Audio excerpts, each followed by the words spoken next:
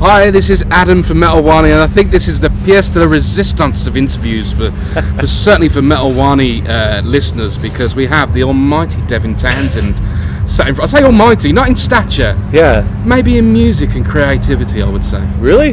Yeah. I don't pay any attention to it anymore. I just like to think that if music ended tomorrow, I'd still have people that would help me move. Yeah, move house. Yeah. Yeah. And I would. Yeah. Which is fucking great. Freddie would help you. I know, and I'd help him. He's wearing a Rush t-shirt. He must be. He's got to be helpful. It's true though, man. It's like at a certain point, it's like music doesn't really matter, right? You got to try and make sure that your relationships are healthy, and I think mine are. That's got to be the way forward. Everything else will fall to suit. I agree. You've played here before. Mm-hmm. What's your favourite thing about Download Festival? What do you get out of it yourself? I don't know. I really enjoy the UK for numerous reasons. I have a lot of friends here. Our management's here. We all, Canada being part of the Commonwealth, maybe we all just grew up on Monty Python or something. I don't know, but it's easy. And Download was significant to me because of in 2006 we played with Strapping, and it was a really good show. And there's just something about it that carries, for me personally, a really cool energy, I guess. It's one of those places. It still has that feel of the old Monsters of Rock days. It does. It does. The soil itself is sacred. It is sacred. It has been saturated with the vibrations of Metallica 91 and all this, right? Ronnie James Dio. Absolutely. Whitesnake. Whitesnake, right? Yeah. Man. That's my only man crush. Yeah. Who? David Coverdale? David Coverdale. I won't hold that against you. No. He might hold something against me, but I'm not entirely sure. That's okay if it's a crush. You can. If it's a crush, we could deal with it. Yeah. One of our Metal Wani representatives had a chat sometime earlier this year with you, discussed about the departures from your current writing style. Did you reach the pinnacle of this style, or you just lost interest in it? Well, that's a good question. I don't think it's lost interest as much as you exhaust the surplus of information that contributes to it. Because I think anything that anybody writes, it's only going to be effective if it is an accurate representation of what it is you were feeling when you were writing it. Because at that point, other people can utilize the music to reflect that same emotion back. And I think in some sense it's like music exists just to not feel like you're completely isolated in a hostile universe, you know. So if you can sort of see a reflection of something you relate to, then you're good to go. So as I move through life, I mean, my life just shifts, and the things that are important to me sort of are focused elsewhere, and after a certain amount of time, it's not that you lose interest, it's just it's no longer relevant. And you're at sort of a creative point at the moment. Are you creating more than one album? Oh yeah, always. What is your plan of attack at the moment? Well, I'm fortunate in that because I left to my own devices, I would move laterally. I've got a management company and a record label and a bunch of people around me that my relationships are good with that say you should focus on this now. I know that you've got a lot of things going on, but if you focus your energies here, it will allow you to facilitate that. So strategy's never been my strong suit. No. So I'm writing with the band again, DTP. It's a good band.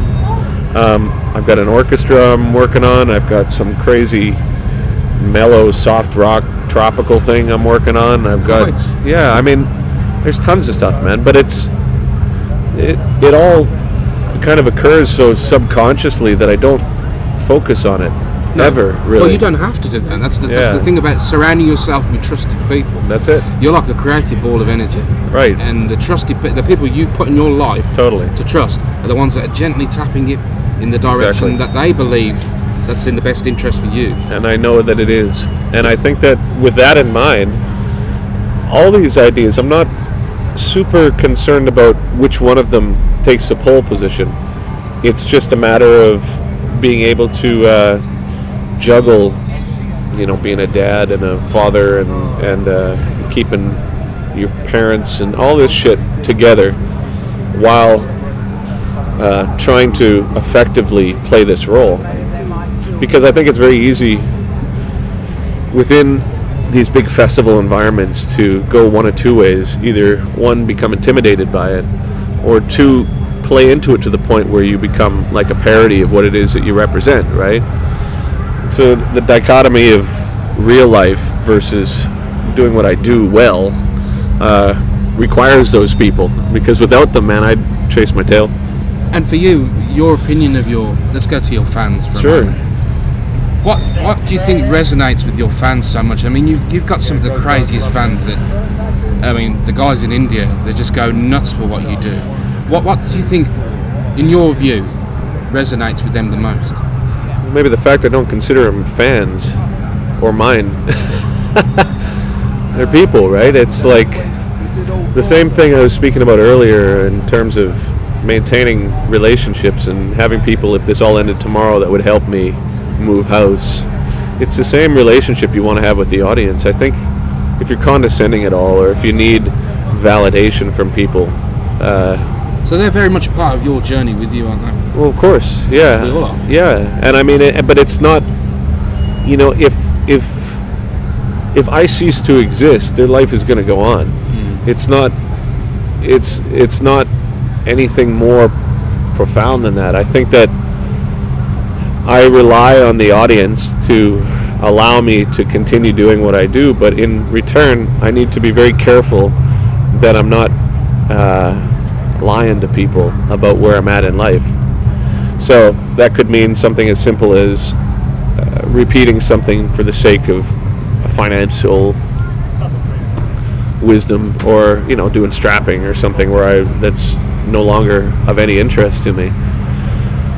You know, so with the people who are tapping me in the right direction, they may say, hey, you should do this, but if I'm not in the frame of mind where I feel that that's important to me, then the audience is going to pick up on that. So it's a symbiotic thing in that they listen because it means something to me, so I've got to make sure that I take care of me, so I'm writing things that mean something to them. You're in charge of you, and everything else fits into place quite neatly. Totally.